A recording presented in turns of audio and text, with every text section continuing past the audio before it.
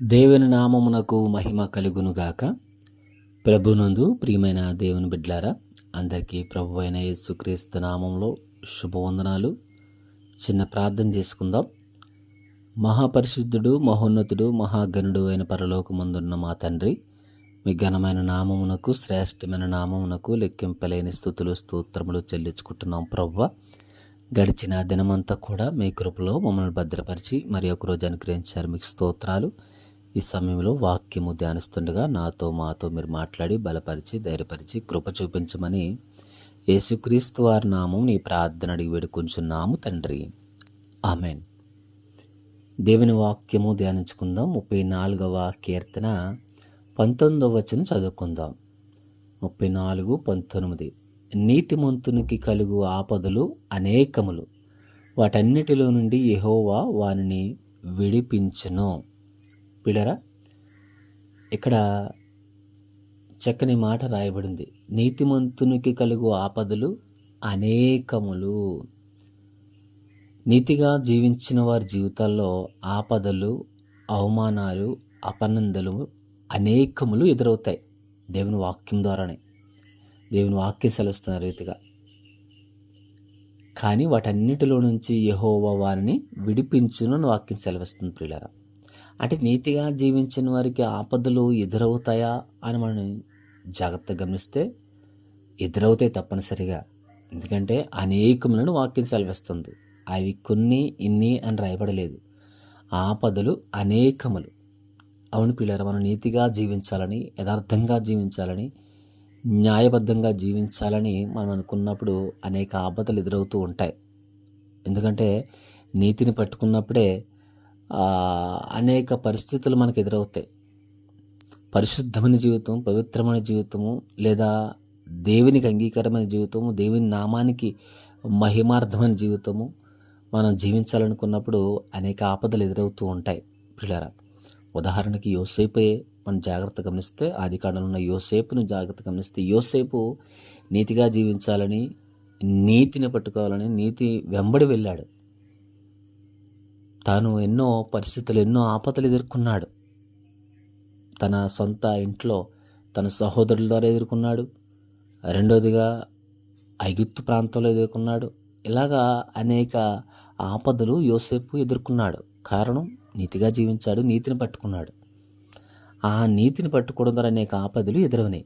అయినప్పుడు కూడా దేవుడు యోసేపుని విడిచిపెట్టలేదు. వాటన్నిటిలో నుంచి యోసేపుని విడిపించాడు.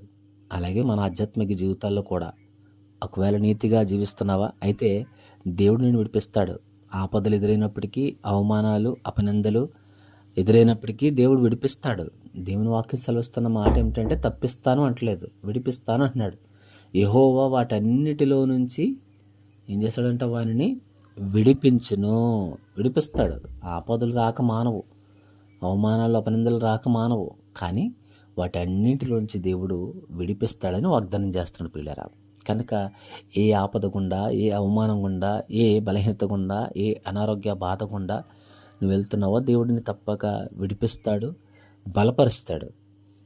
కానీ మనం నీతిని విడిచిపెట్టకూడదు.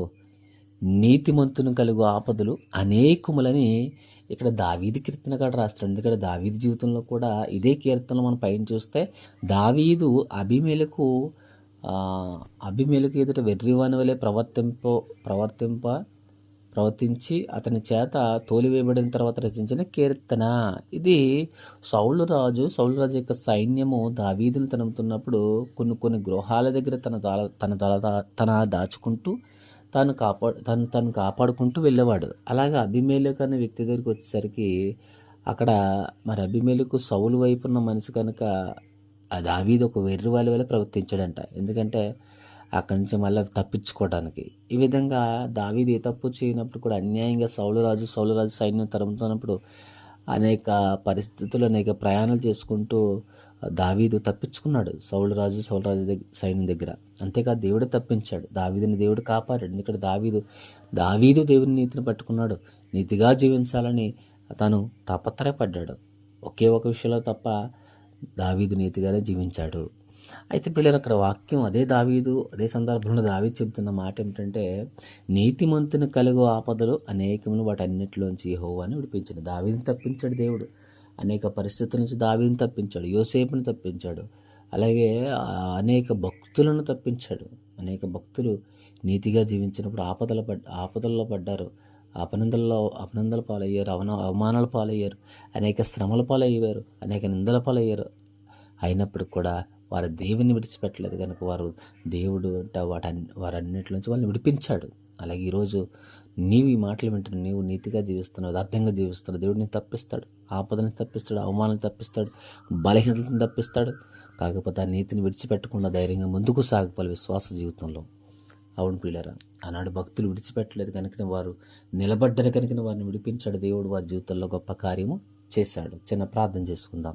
సకలాశీర్వాదాలకు కారకుడైన పరలోకమందున్న మా తండ్రి, మీ ఘనమైన నామమునకు, శ్రేష్టమైన నామమునకు లెక్కింపలేని స్థితిలో స్తోత్రములు చెల్లించుకుంటున్నాం ప్రభువా.